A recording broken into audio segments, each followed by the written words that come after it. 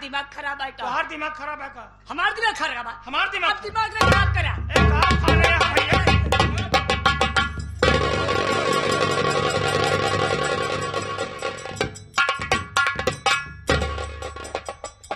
भाव रे हाँ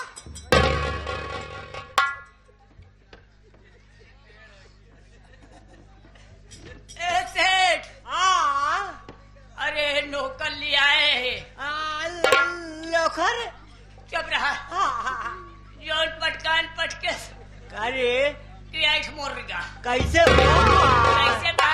हाँ जब ओका बाहर से ले आई है हाँ हम के चल हाँ सेठ से जौन जौन कहा वो कहे। हाँ हम कहे जेरेमी कैले तू हाँ। हमका कहा था जेरेमी कैले। हाँ हम कहा था सारे भाई गिराए के मारो। हाँ इतना कहते ही मालू गिराए के धाई का हम के दे।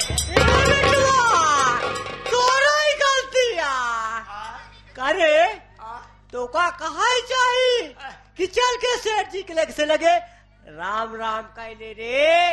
अब तय कहे कि जैसे हम कहा वैसे तू कहा तो कोई कौन गलती बारे? गलती नहीं बा। हाँ अरे लैले स्कूल उला गलती नहीं बा। अरे बैठा। हाँ बैठे ए भाई यहाँ भाई बताओ भैया। ऐसा है भाई अब चला सीधा पहुँचते मार जयराम कैली है। अच्छा भैया ठीक है। ठीक है।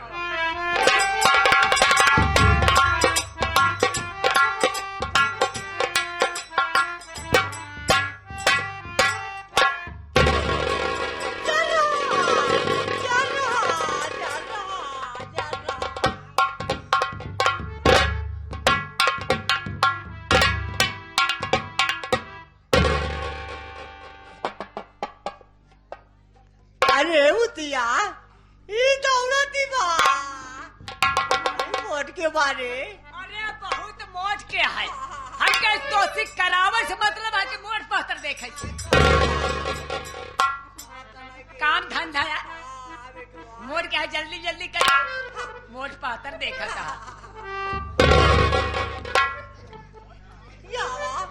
बोलिए सेठ जी। ये बतावा जोन पूछा बताऊबा सही सही बताया बिटुआ। सही बताऊंगा सेठ जी क्या बात। ये बतावा कुछ पढ़े लिखे हाँ हाँ सेठ जी हाँ हाँ इंटर पास हूँ। जोन पूछा ओका नियमदारी से बताओ। ठीक है सेठ जी। क्या? अरे कहो नाम क्या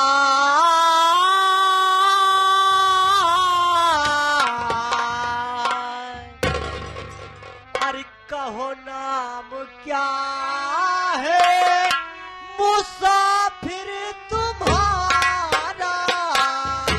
कहो नाम क्या है मुसाफिर तुम्हारा।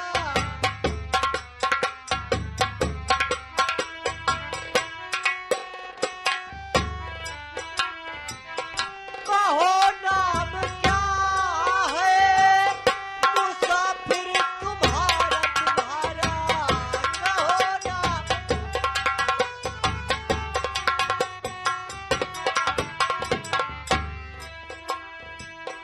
कहो नाम क्या है मुसाफिर तुम्हारा। भिखारी तो लगता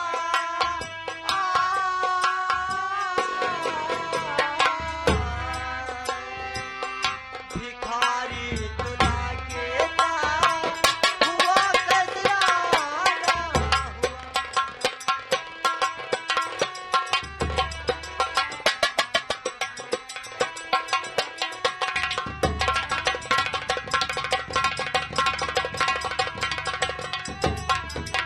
तेरी हाल को देखकर फटता जिगर है।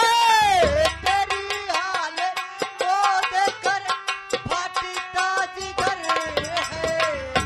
मुसाफिर बता दो कहाँ है ठिकाना।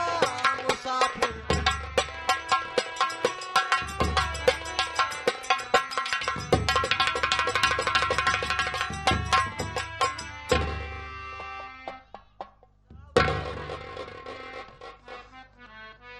सेठ जी,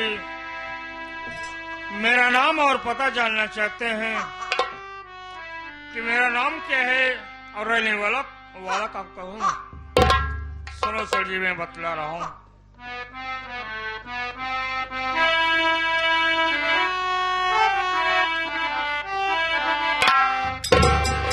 और मोहन नाम मेरा, सुन रहे हैं सेठ जी, मोहन नाम मेरा, रामगढ़ मका है।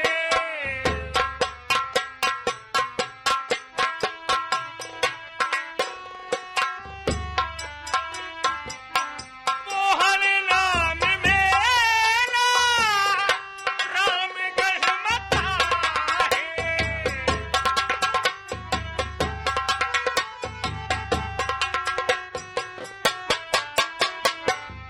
मोहन नाम मेरा, रामगढ़ मका है। मुसीबत का मारा भटक ये रहा है।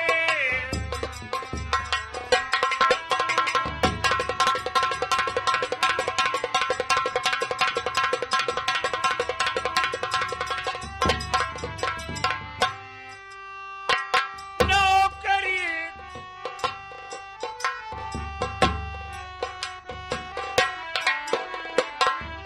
काम की तलाश में निकला ये।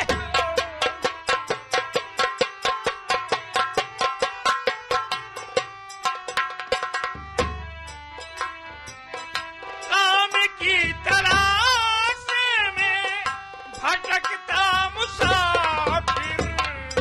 काम की तलाश में भटकता मुसाफिर। दया कर दीजिए से होगी करो।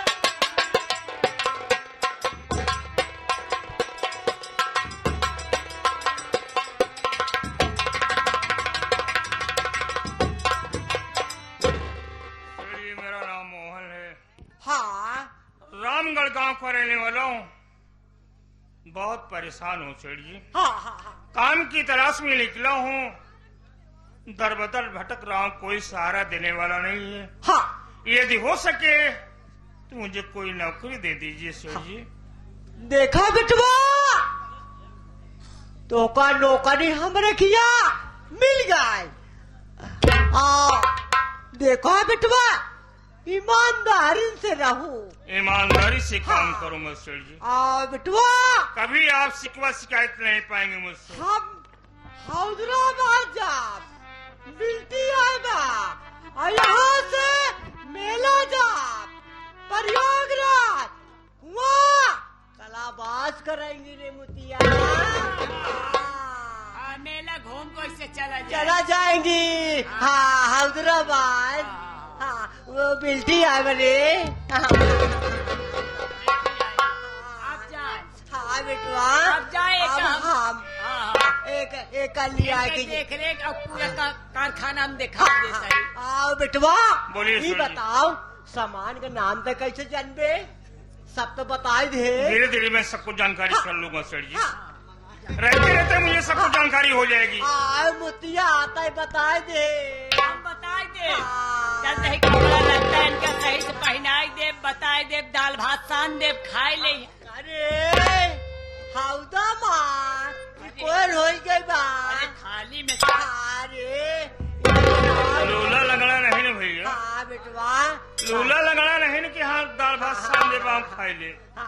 अरे मालिक हाथ पैर ए नहीं है, खाना बेटवा, पड़े एक तो खाई भाई ले कौन भाई। हुआ रे? हमार प्रेम हाँ, दे। चलिए सेठ जी। हाँ, अब हम बेटवा चलेंगे। चलिए। चला चला। अरे तारा ऊपर बिजली का तार, अरे नीचे बहे पानी, पिया हमके मंगाई जा। अरे दुल्हा हमके मंगाई जा, सिंगार दानी पिया।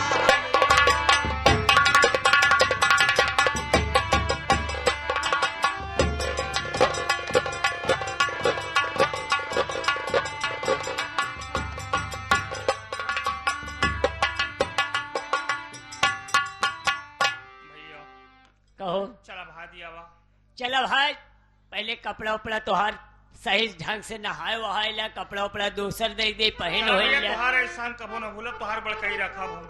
ए बड़काई रख दे, छोटकाई के कर दे।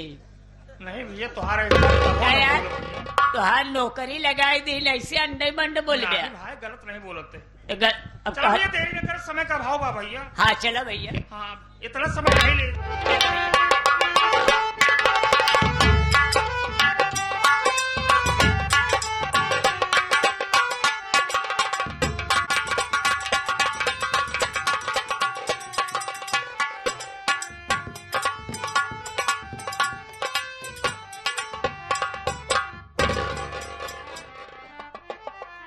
परम आदरणीय मेला मालिक साहब, मेला कमेटी के पदाधिकारीगण, आए हुए बजट बुजुर्ग नौजवान साथी, नौरंगी कला के प्रिय दर्शक प्रेमियों, हमारी आई हुई माँ बहने व देश के कर्णधार भाई बच्चों, आप सबका हार्दिक स्वागत, अभिनंदन, वंदन और नमन है दोस्त। आप लोग हमारा परिचय सुनिए। मैं कौन हूँ, कहाँ का रहने वाला हूँ, मेरे परिवार में कौन कौन है। दोस्तों मेरा नाम रतन है, मेरा नाम रतन है। मैं रामगढ़ का रहने वाला हूँ। हमारे बड़े भैया का नाम श्री मोहन है। एक भाईजान और है कौम के मुसलमान, मनहर अली पठान भाईजान। अब आप लोग ये सोचते होंगे कि मोहन और रतन के बीच में ये मनहर अली भाईजान कैसे आ गए। दोस्तों हम दोनों भाई का बहुत बचपना रहा। मनहर अली भाईजान भी, उनका भी बचपना रहा। हमारे पिताजी से और मनहर अली भाईजान की अब्बूजान से बहुत पड़ती थी।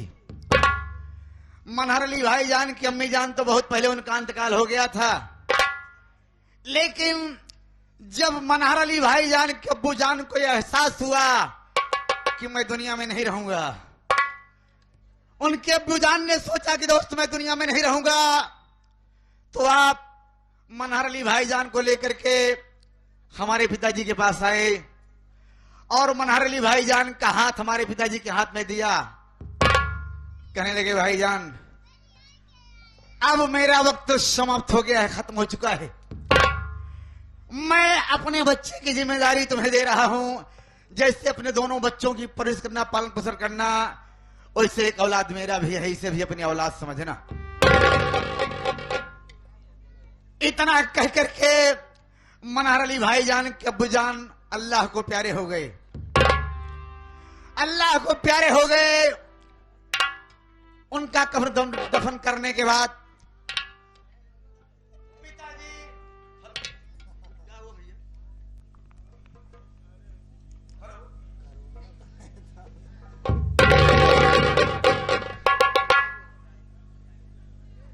हमारी माँ बीमार रहा करती थी। अचानक बीमारी से उनकी मौत हो गई और पिताजी सदमा बर्दाश्त नहीं कर सके। पिताजी भी दुनिया छोड़कर चले गए। हम तीनों भाई रोते भी लगते रहे बाबूजी, लेकिन ये कड़वा सच है, एक ना एक दिन सबको ऊपर जाना है।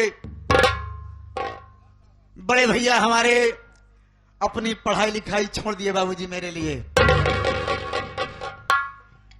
पढ़ाई लिखाई छोड़ दिए और कहने लगे मुन्ना मैं तुझे पढ़ाऊंगा, मैं तेरे लिए ईटा गारा का काम करूंगा, तेरे लिए रिक्शा खींचूंगा मुन्ना, लेकिन मेरी एक बात मान ले, मेरी एक बात मान ले रतन, कि मैं दोनों खर्च नहीं उठा सकता हूं।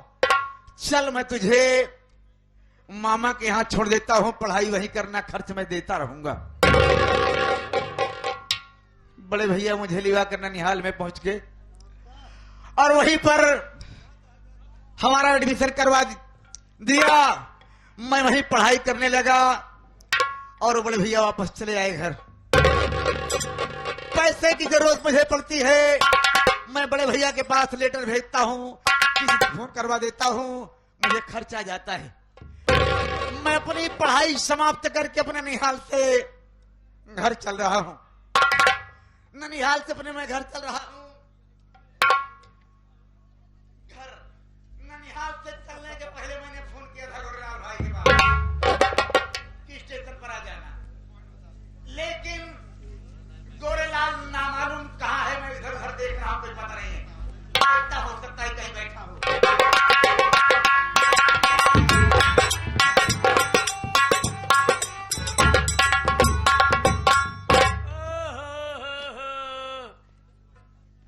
नवसत्ते भैया,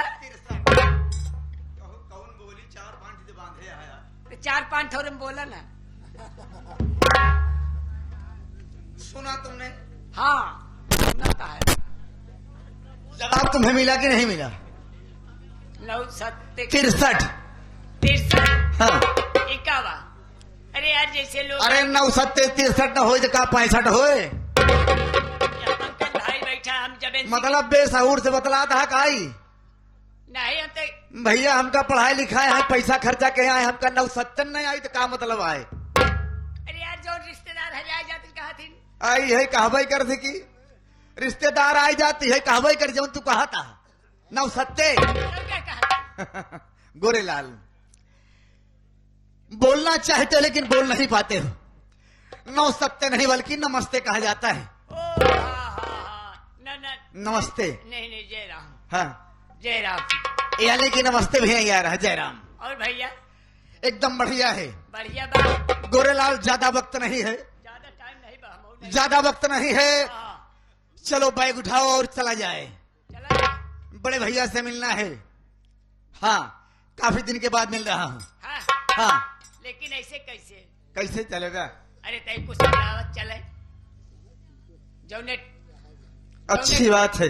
हाँ जौने गड्ढा खोद उठे ले। हाँ दोस्तों, समय तो ज्यादा नहीं है, हाँ लेकिन एक भाई की फरमाइश है कि आप एक कव्वाली सुना दीजिएगा। सुने आप सब, ज्यादा वक्त नहीं। मैं नाते अकीदत पढ़ रहा हूं, उम्मीद करता हूं कि आपको जरूर पसंद आएगा।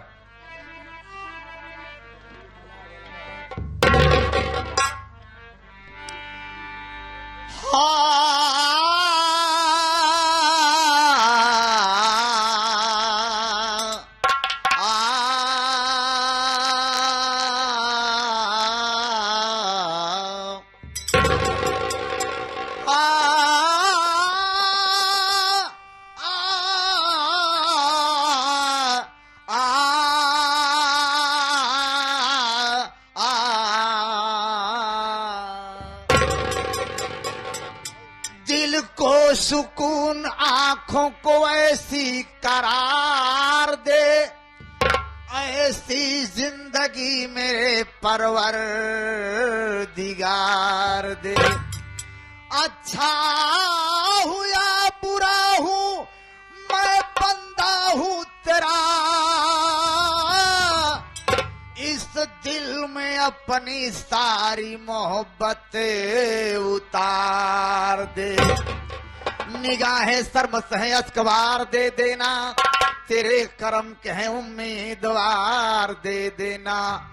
इज्जत और जिल्लत तेरे हाथ में है, जो तेरी मर्जी हो परवरदिगार दे देना। चलूं तो कैसे चलूं, रास्ता नहीं मालूम, किधर है मुल्क मदीना मुझे नहीं मालूम। मदीने जाना तो मेरा प्याम कह देना, भटक रहा है तुम्हारा गुलाम कह देना। चाहे नसीब मदीना मुकाम हो जाए, दरे हबीब पे अपना सलाम हो जाए। मदीना जाऊं आऊं फिर मैं मदीना जाऊं, तमाम उम्र इसी में तमाम हो जाए। खुदा बंदा मेरा पूरा, खुदा बंदा मेरा पूरा, यही अरमान हो जाए। खुदा बंदा मेरा पूरा,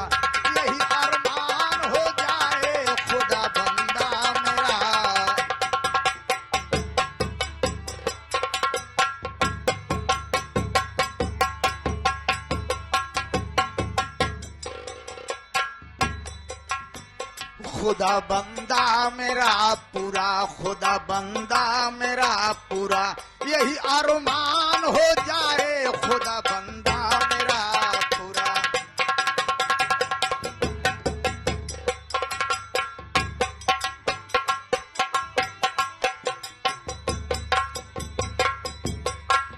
खुदा बंदा मेरा पूरा, यही अरमान हो जाए,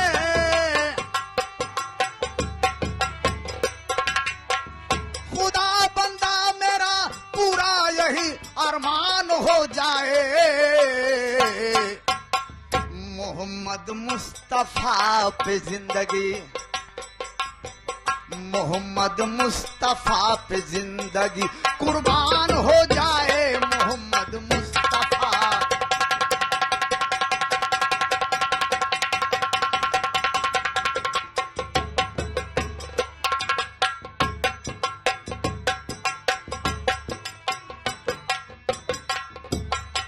सुनने की बात होगी, मदीने से दुआ कर दे अगर अल्लाह के दिलवर,